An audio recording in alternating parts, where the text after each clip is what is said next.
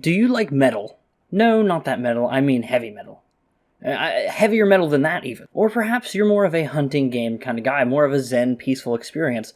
Or you'd like to see what exactly happens when you blend the two things together. Today we'll be looking at a game doing just that called The Axis Unseen. My name is Falling Hertz, and I'm going to be your guide through this video, just like I do with all the other smaller games that I've been showing off on the channel. So if that interests you, then stay tuned and watch this video, and then if you like it, go ahead and check out some of the other videos I've done as well. We'll get into the game in just a minute, but for right now, what you need to know is we don't have a release date for the game, but it is coming from the developer Just Perky Games, which is a solo dev from, I believe, Nate Perky, who is of the Bethesda Game Studios veteranship. He's worked there for, I believe, like 13, 14 years on the Bethesda and the Fallout games, so you kind of get an idea of the pedigree that he's coming from, and if you look on the website, you'll see just exactly what he did for each of those individual games. What really inspired me about his journey to decide to do a solo developing game was really just hearing how much easier it is now to do that with a similar scope as it would have been many years ago to do with a team that you can now do solo with things like Unreal Engine 5's tech that you can push the visuals and the performance forward, as well as things like Houdini to procedurally generate the world, which he will then fill out with other things, and we'll talk about how he's going to be doing that here in just a minute. Really, I'm just excited to see how this game turns out, as there are not very many similarities to any previous games that he would have worked on in his professional career, but all the same, let's jump right into the game. The tagline for the game on the Steam page says just this: The Axis Unseen is an open-world horror hunting game with monsters from all over folklore by one of the developers of Skyrim and Fallout. Upgrade your senses with the powers of the creatures and find new elemental arrow types. The monsters are hunting you as well, featuring a primitive metal soundtrack. Now, it's important to note that this is a hunting game first and foremost, from what I can tell. The horror-ish elements come in when you get some spooky creature designs and probably some very interesting atmosphere. But really focusing on the hunting, there's a lot we actually do know about the elements that are going to be going into it. For instance, when we hunt and track monsters from folklore, you will follow their tracks and their blood trails. You also will need to pay attention to the wind direction so that they won't be able to smell you approaching. To help doing this though, however, you are going to need to upgrade your senses with the powers of the creatures that you've killed. You can see scent particles in the air, as you can see here. You can feel the warmth left behind by their tracks. Hopefully, I would assume that means that while seeing colors that no other human has ever seen, you'll be able to see the tracks more easily and it'll be less hard to find them. And to me, this all sounds super interesting and really in-depth, especially when you consider what he says on Twitter here, that the creatures can track you by scent and follow your footprints as well, so you're not just the hunter, you're also being hunted. And the idea of being hunted, that could be where the horror aspects of the game do come into play, especially when it comes to nightfall. Something it does mention on the website is that you need to reach your shelter before nightfall. Whether that is the lodge or a safe space altogether, either way, that seems really intense and on edge. Very much like Dying Light in that sense, where the more powerful zombies are at night, almost. Maybe the creatures are more active at night or more deadly. Or there's just new creatures altogether that you don't want to fuck with. But it does say that this is a hostile world and they will find you and they will kill you. Which is very much like, I think, Taken, you know, like maybe Liam Neeson is one of the creatures of the game, but I guess we'll have to wait and see. Speaking more on the lodge for just a moment, I believe this is where we could either have some upgrades or maybe collectibles found throughout the world, if that's a potential, to store them here as like a little home base. Really give it a reason to come back here. And something I do see in the screenshot here is how the runes do light up. So maybe this is like your kill list. Like each of your targets, as they are taken out, they either light up or, stop glowing one way or the other. I'm not really sure, but combine that with the next point of interest is the altars themselves. You see an altar, maybe two, in the trailers here, something that I know isn't finished when it comes to the roadmap, which we'll talk about in just a moment, but I'm really interested just what the effects of these altars will be. Part of me thinks that they will be sacrificial places for the main targets that are the bosses, the ones we'll be hunting throughout the game. That, however, is just speculation on my part. One thing that we do know from the shot in the trailer is, from the book or the journal, is that the altars is where we start and where we level up. Once you kill creatures and you put in your death currency, whatever that means, you put that into the altar and then you can activate the altar to pay the cost on it and level up. You can level up things like your spirit, which is your death currency and arrow pickup radius, so that's nice, maybe how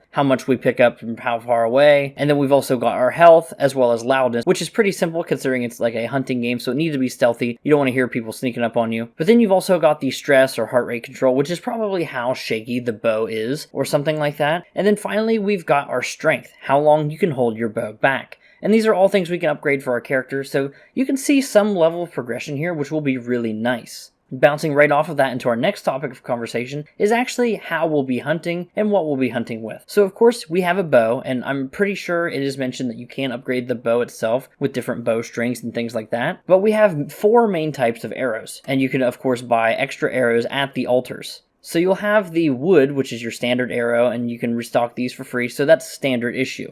You've got metal, which these control the direction of the wind and do extra damage. Controlling the direction of wind is super important so the creatures don't smell you, another stealth element to the game. And then of course you've got water as well. These can be manually detonated with a button, and they slow down time for anything caught in the bubble. And then of course you've got the standard issue of the fire arrows, which just burn things. If you combine the fire and the slow time water arrows, you get an explosion. If you combine the wind control with the water arrows, you can go flying. All kinds of different combinations. One thing that was shown off is that the giant tree creature isn't going to be impacted by wood arrows, but fire arrows will damage him. Really interesting to see that sort of thing. Another piece of gameplay that got a pretty heavy emphasis was actually looking around and exploring and finding what other hunters before you did. Pretty much the axis is described as like a hub area or like a world tree type thing, which combines all these different places, and that's why you get monsters from different folklores in this game. You'll need to find out what happened to the hunters who came before you and what secrets they uncovered by inspecting their journals and drawings. And you can add this to your journal, something that you see here in the trailer, and then you've got other things like the lore and the map and different things like that to take care of. Where did this world come from? And how do you stop these creatures from escaping into your world?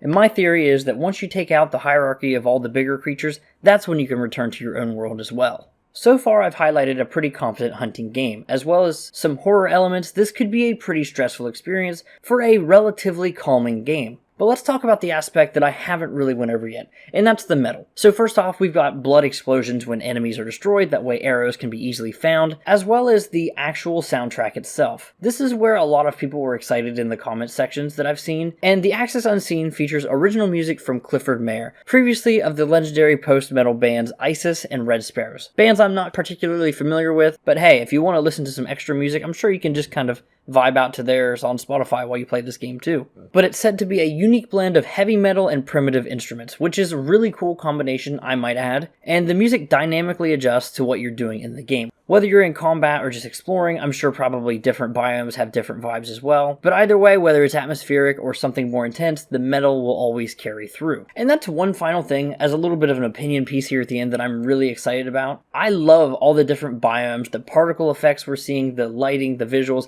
Everything about this is hitting really well, and it seems to be a great showcase of what one person can do in Unreal Engine 5, as well as the fact that this guy worked on lighting for the Fallout games a lot, and it really shows here. He did a really good job with what I've seen, and the game's not even done yet.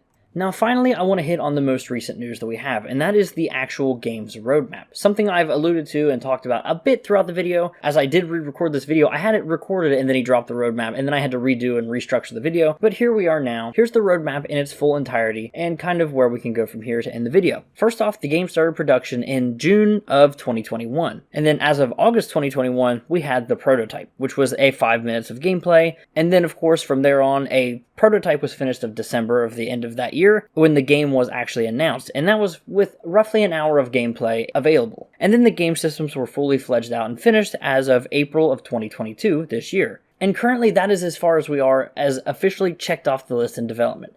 Next up, the full open world map will be completely done. It is a work in progress and is hopefully done by Halloween. He did say that he is ahead of schedule of where he originally thought he would be. However, this will be the full world, and it is going to be 5 times the size of Skyrim, which is pretty goddamn big. However, I did ask, with the size of the map being so large, just how populated would it be, as well as would there be like more smaller cannon fodder enemies between the bigger hunts? And what he said was exactly what I wanted to hear, and that was that the game would be populated, but it would be less than your normal action game such as Skyrim, due to the fact that it is more hunting, which is perfect. Because a game like this, I really want it to breathe. I don't want to be hunting one enemy only for the next one to come up on me and say, oh, he was hunting me the whole time, just because I don't want it to be too crowded. But at the same time, with a map that large, you have to have a good bit of enemies at the same time to populate it. But anyways, moving on, once the open world is done by the end of October, we'll have the creatures are up next. The rest of the creatures will be added to the game, and each region will have a unique creature, and this is what I'm most excited to see more on.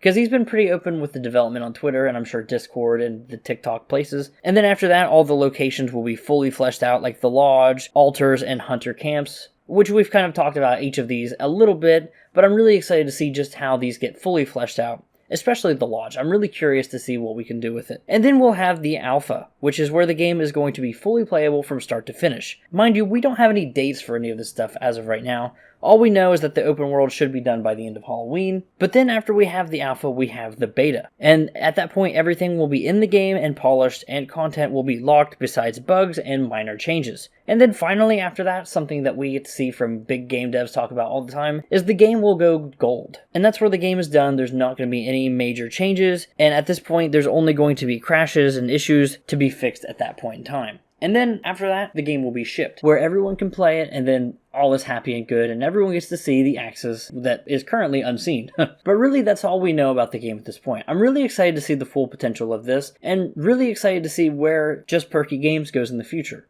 Regardless, you can wishlist the game right now on Steam. It's confirmed for Steam and the Epic Game Store, and depending on which one takes the better cut, I will be paying on either of those two platforms. As far as console releases, we don't have anything right now, but being a solo dev, I hope some publisher does pick them up for like an indie showcase or something like that. Regardless, thank you so much for watching this video. Go support the dev, and do what you gotta do. Thanks for watching. Bye.